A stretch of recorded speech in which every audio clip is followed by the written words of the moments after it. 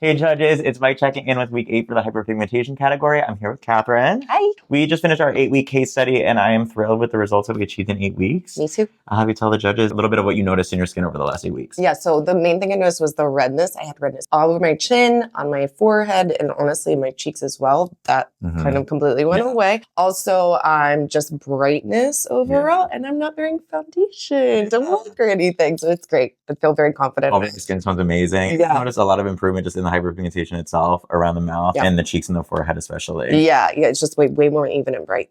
Love it. It's looking so good. Just to give you guys a summary of what we did over the last 8 weeks, we had a really intense treatment plan. We met weekly for 8 sessions, alternating aggressive treatments like needling, IPL, and deeper medium depth peels with that repairing mask that we did and the cryotherapy. Keeping injury response in mind, I didn't want to overdo it, so that allowed the skin time to heal between the more aggressive treatments, so we were able to be aggressive, especially hyperpigmentation is so stubborn. We really need to be aggressive with that. As far as home care routine goes, we had a synergy of ingredients that not only inhibited all 5 stages of that overproduction of melanin, but kept her skin repaired and her skin barrier nice and healthy, so we weren't stimulating or sensitizing the skin with that aggressive treatment plan, like I said. And then there were some diet and lifestyle factors that we focused on, you know, the Pilates, or was it hot yoga that you did?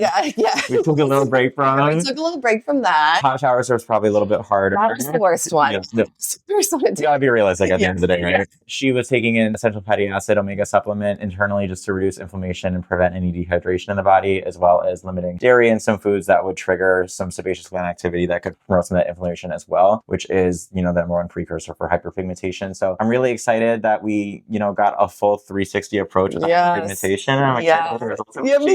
Me too. I'm thrilled with it. Awesome. Thank you so much for doing this, Catherine. I appreciate it. Thank you, judges.